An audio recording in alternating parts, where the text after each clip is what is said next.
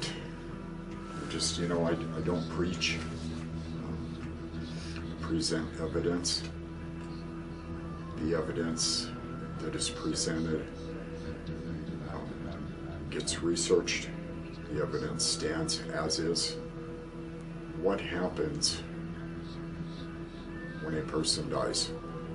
There is no conclusive evidence to support just exactly what takes place. Is there really a soul? If there is a soul, where is it located? What is it consistent of? 2006, I spent 13 months with 2 other females in a building that when I walked in, I had already heard from day one stories about it being occupied. It was a 4-story building. We basically had our quarters up on the 3rd floor. I was in the corner. I had Sarah in the room next to me, and Michelle would float rooms down at the other end of the building. Very beautiful building, all original. So, about 3 months into the building, I said to Sarah, I said, let's bring some technology in, some equipment. Let's see what we can, if we can get some, see if we're able to catch something. Tried infrared, tried night vision, wireless systems, color black and white. I can remember sitting up from 11 at night till 4:35 a.m. running a infrared light down hallways off a recording system, trying to catch something going by. Eventually, what had happened was I was towards the end of this, trying all this different technology, and I got frustrated. I started randomly at any given time walking around and snapping pictures, and eventually I pulled up what a depicted image of that looked like a female with blonde hair, and she was looking over her shoulder at me like this. We had all had our encounters there, all of us. Michelle in the kitchen, in the building alone. On more than one occasion, would hear the footsteps walking across the hall up above her. Sarah had many experiences, and I had had plenty of my own. Most common would be door shutting, voices, the walking, hearing the walking. Sarah at about 2:30 one night was awoke, had said that she had heard a female voice outside her door, which our doors were under lock and key as well as the building itself, so not only did we have keys to our individual quarters, but also keys to the main building. And she basically heard a female voice say, "Nurse, nurse, please help me." 4 8-inch, what felt to be, or thought at first to be, welts on my buttocks on each left and right side. There were 2 per side. Had a nurse look at them. Looked like very bad scratches, very deep. Michelle would position her bed in her room a certain way, and she would show back up and the bed would be moved. I pulled some very incredible photos within say the first month. 13 months later, I walked out with over 9,000 photos shot. We have looked at about 2,000 plus. Some of the depicted images in the photos are extremely, to an uneducated person, they're extremely frightening.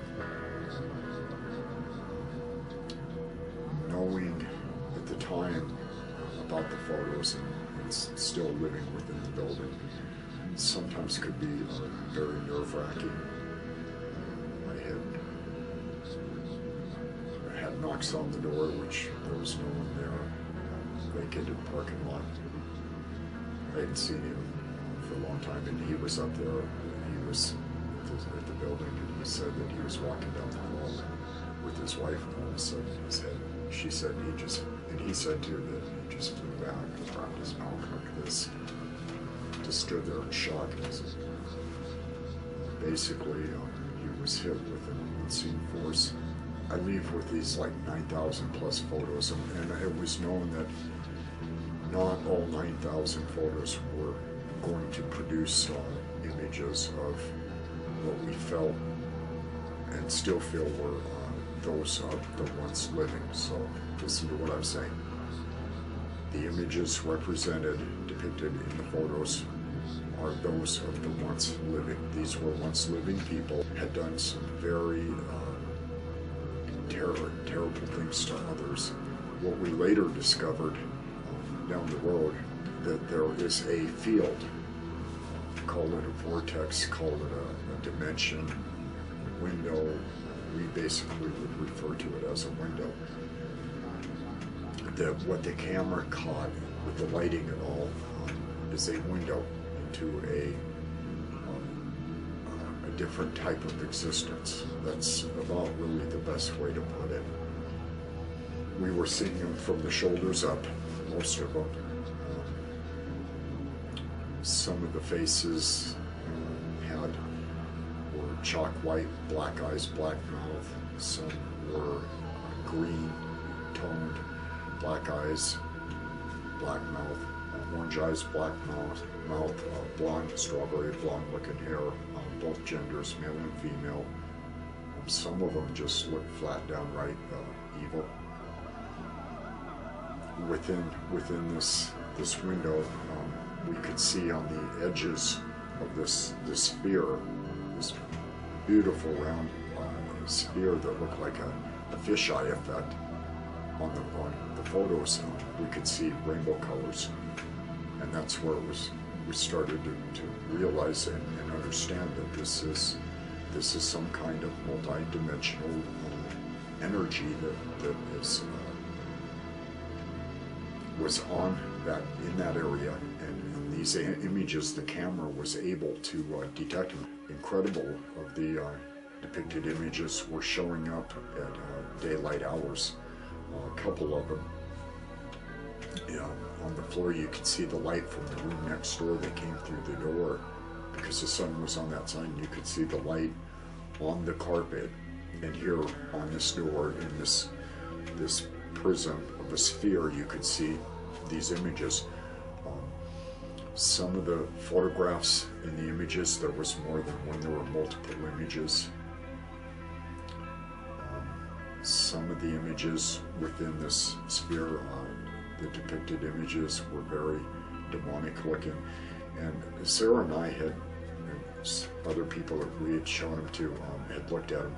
We all agreed on one thing. These definitely could fall under the category of demonic spirit. And this is where the two events combined gives credible evidence that what has been known as the soul, based on faith and literature from 2,000 years ago, the soul very well could be a form of an energy that is contained within the head. The image, the depicted images that appeared within the chapel photos is an existence of a dimension or a place that we don't really understand, that could be classified or labeled as purgatory.